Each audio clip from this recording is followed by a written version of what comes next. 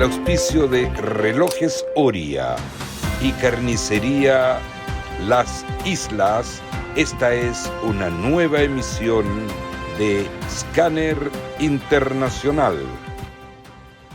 Hola, ¿cómo están ustedes? Finalmente, el campo de batalla ucraniano se va extinguiendo. ¿Quién ganó? ¿Quién perdió? En una guerra todos pierden.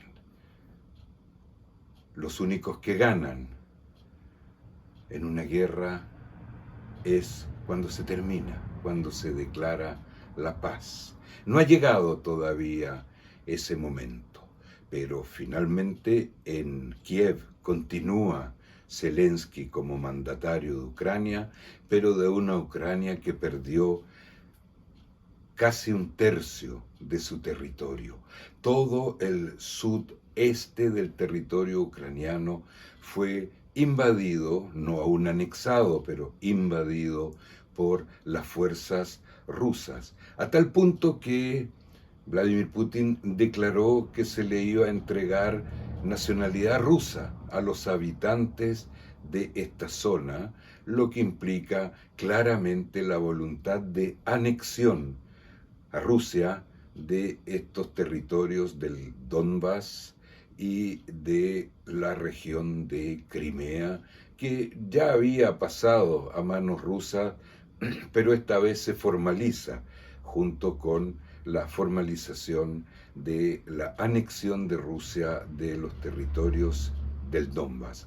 Occidente no pudo parar esta invasión, a pesar de sus amenazas, a pesar de que la OTAN haya manifestado que no iba a dejar sola a Ucrania, y finalmente en lo concreto sí la dejó sola. Es cierto que la OTAN es un tratado militar que le permite acceso militar para participar en combates en territorios de países que son miembros de la OTAN, y Ucrania no lo era aún. Quiso serlo y ya plantea que no lo va a hacer. Pero la ayuda de Estados Unidos ofrecida, la ayuda ofrecida por Inglaterra, la ayuda ofrecida por los países nórdicos y en algún momento de manera más tímida por Alemania, nunca llegó y Ucrania fue derrotado y perdió casi un tercio de su territorio. Mientras tanto, Joe Biden abandona ese frente en Europa y se traslada al frente oriental y viaja para visitar a sus aliados orientales, Corea del Sur y Japón, a afianzar las alianzas que tiene, tanto económicas como políticas e incluso militares, con estos dos países, que en algún momento fueron sus enemigos. Ya no es el caso, son sus aliados en un enfrentamiento más bien económico y político con las potencias del lugar, es decir, Corea del Norte, China y Vietnam.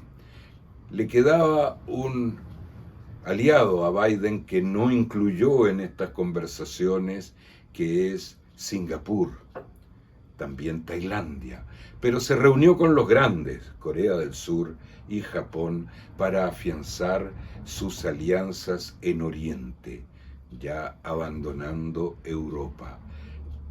Y luego se vuelve a una América que va a ser, y que ya es prácticamente, la sede de la Cumbre de las Américas, una reunión que junta a los mandatarios de todos los países de América.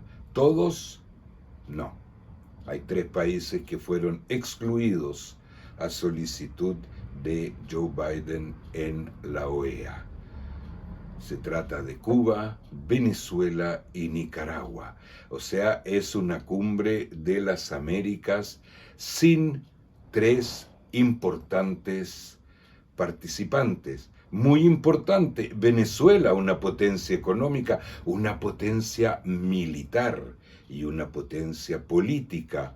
No olvidemos que Venezuela en su momento fue el país líder de la independencia de los países sudamericanos y en su momento fue el país líder en el Congreso de Panamá, cuando Panamá formaba parte del territorio de la Gran Colombia junto a Venezuela para la creación de los Estados Unidos de Sudamérica, sueño de Bolívar que nunca se cumplió por el veto de Chile y Argentina que se opusieron a esta creación de los Estados Unidos de Sudamérica. Biden prepara esta cumbre. Todos los mandatarios, menos los 3 citados, de América, de las Américas, estarán allí presentes para afianzar las alianzas políticas, económicas y militares que hay entre los países de las Américas. ¿Abandona Biden el campo de batalla europea?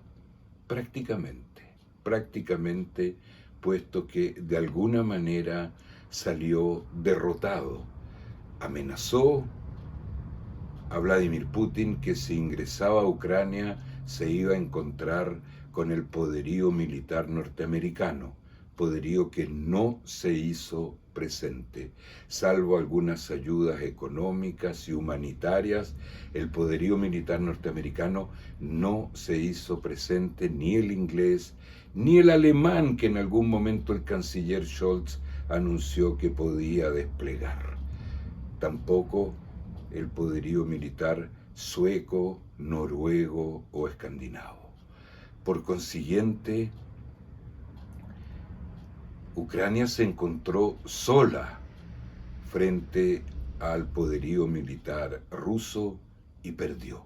Perdió territorio, perdió vidas, perdió construcción en ciudades, perdió su unidad nacional y poco a poco Ucrania, con menos territorio, sin duda, comenzará a reconstruirse, postulará a la Unión Europea, lo que no planteaba problemas a Vladimir Putin. Pero ¿quién es el gran perdedor de este nuevo tablero de ajedrez en el mundo? Es Europa el gran perdedor.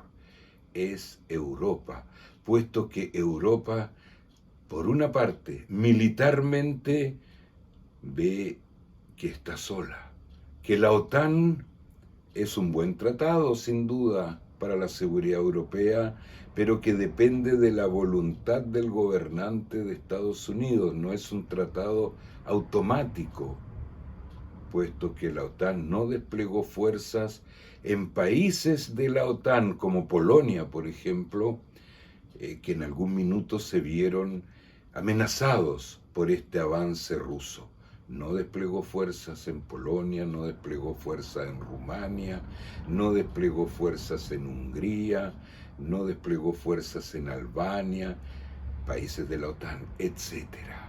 Por consiguiente, Europa se encuentra sola frente a la agresión justificada o no de Vladimir Putin. Y el proyecto que existía entre Francia y Alemania de crear las Fuerzas Armadas Europeas queda ahora dormido por muchos años. Y durante esos muchos años, Biden ya le dio vuelta la espalda a Europa, abandonando el conflicto, desentendiéndose del conflicto, aceptando la derrota de Ucrania, su aliado, y volcándose a otros aliados para poder mantenerlos en su órbita, sus aliados orientales y sus aliados de las Américas.